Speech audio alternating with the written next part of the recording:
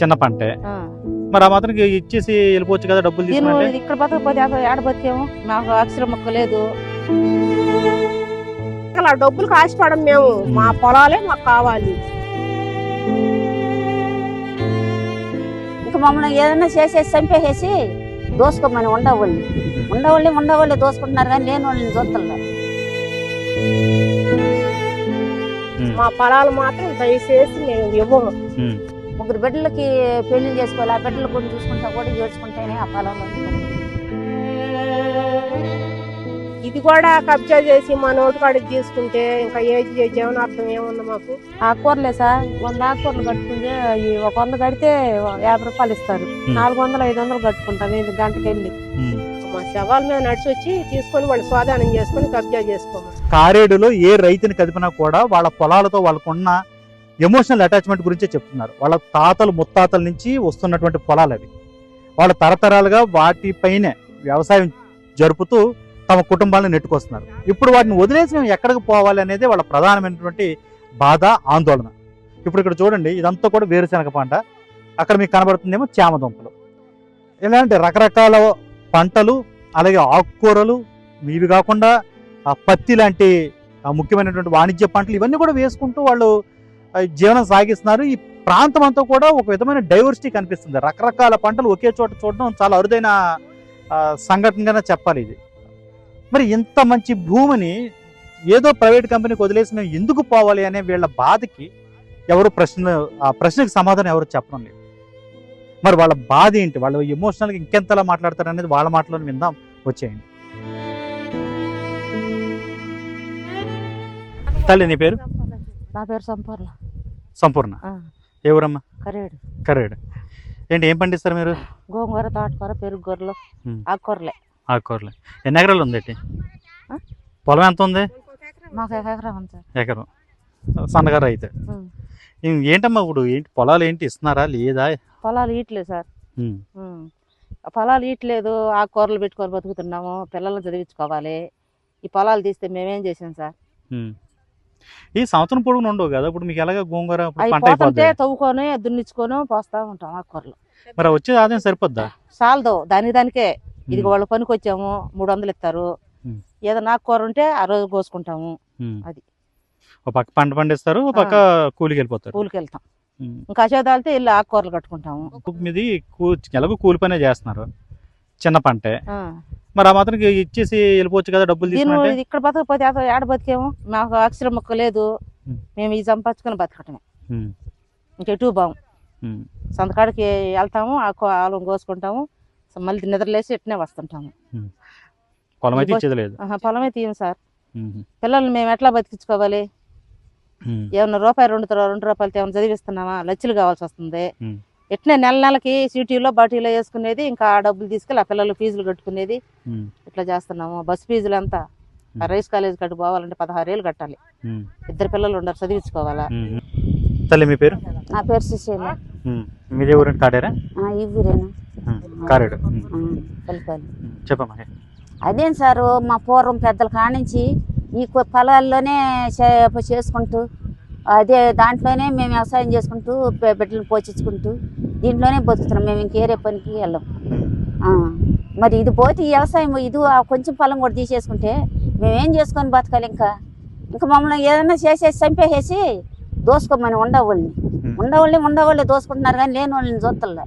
మరి మా పరిస్థితి ఎట్ట బతకాలి? మేము ఎట్ట ఉండాలి? మరి మీ నాయకులను అడగరా మీరు? మేము అడుగుతున్నా. ఇప్పుడు నాయకుడికి గెలిపిస్తుంది దేనికో? ఏదో ఒక నాయకుడు బాగుంటాడు, మాకు న్యాయం చేస్తాడనే కదా నాయకుడికి మేము ఓటు చేసి గెలిపించుకుంటాం. దేనికి? మాకు ఒక న్యాయం, ఒక భరోసాగా ఉంటాడనే కదా. ఆ భరోసాలు కూడా లేకోకుండా, మాకు మంచి కూడా లేకోకుండా చేసేస్తే మేము ఇంకా రావటం మీరు వచ్చి ఓట్లు వేయనంటే మేము ఎట్టేస్తాం వాళ్ళకి? మేము బతికేదారు ఈ జీవార్థం మాకు పోతే ఇంకా మేము ఇంకా బతికేందుకు సాగటమే మేలు. ఇంకేం చేసుకొని బతుకుదారు లేదు. ఎటు పనికి వెళ్ళే ఇది శక్తి కూడా లేదు మాకైతే. మాకు ఆరోగ్యం కూడా బాగుండదు. దాని మీదే కూర్చొని దాంట్లో వస్తే తింటాం, ఆ అప్పు చేసుకొని తింటాం. దాంట్లో వచ్చింది మళ్ళీ అప్పు కట్టుకోవటం. 3 బిడ్డలకి పెళ్ళిళ్ళు చేసుకోవాలి, ఆ బిడ్డలు కొన్ని చూసుకుంటా కూడా ఏడ్చుకుంటేనే ఆ పొలంలోనే బతుకుతాం. బిడ్డలు వచ్చిన వాళ్ళు కూడా సరే ఉన్న వాళ్ళు. మా పరిస్థితి అది సార్. ఆ. పొలాలు మాత్రం ఇచ్చేది లేదంటారు.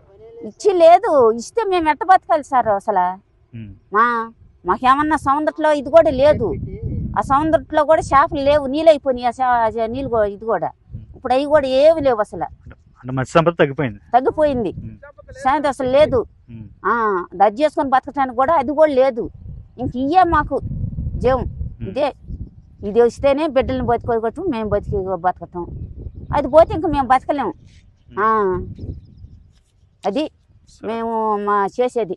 మేము ఫలాలు అయితే ఇయ్యం. ఇది లేకపోతే ఏమని అర్థం లేదు. నాది అదే కరేడు కొత్తపాలెం రాములమ్మ, గొల్లపోతు రాములమ్మ. చెప్పమ్మా. ఇదే మా జీవనార్థం. ఇది లేకపోతే మేము లేము. ఇది చేసుకోవాలి, తినాలా. మా పిల్లలు అంతా ఆధారపడి బతుకుతున్నాం దీని మీద. ఏదో ఒక ఎకరం 2 ఎకరాలు ఉండేవాళ్ళు కాడికి వెళ్ళి కూలీ నాది చేసుకొని బతుకుతారు. కూలీలు కూడా ఎక్కువే ఉండరు ఇక్కడ, అందరూ ఉండేవాళ్ళే లేరు. అందరూ తలా 1 ఎకరా 2 ఎకరాలు 1/2 ఎకరా ఉండేవాళ్ళు కూడా ఉండరు. చేసుకొని చాలా తరాల నుంచి చేసుకొని తింటున్నాం. ఇప్పుడు ఇది కాదు, ఇది మా 4 తరాల నుంచి వస్తుంది ఈ పొలాలు. ఇప్పుడు చేసుకొని ఆదుకొని తినే పొలాలు ఏం కాదు. మా తాతయ్యోళ్ళు, మా అమ్మమ్మ వాళ్ళు కాలం నుంచి అది 4 తరాల నుంచి చేసుకుంటున్నాం కాబట్టి ఇదే మా జీవనార్థం. మా పొలాలు మాత్రం దయచేసి మేము ఇవ్వము. నమస్కారం చేస్తాం. పొలం ఎంత ఉంది? ఇదంతా 1.5 ఎకరా ఉంది మాకు, ఇంకంతకంటే ఎక్కువ లేదు. దాని మీద ఆధారపడి బతుకుతున్నాం. మాకు ఇంకే జీవనార్థం లేదు. అవి పండాలా, పండించుకోవాలా, తినాలా. ఏమేస్తారు మీరు? మీరు ఏ పంట వేస్తారు? ఇవి ఏర్చనగా వేసుకుంటాం. వేరే పంటలు వేస్తే వేస్తాం, లేకపోతే ఇదే వేసుకుంటుంటాం. ఈ పంటే పండి అదేం సరిపోద్దాం మరి?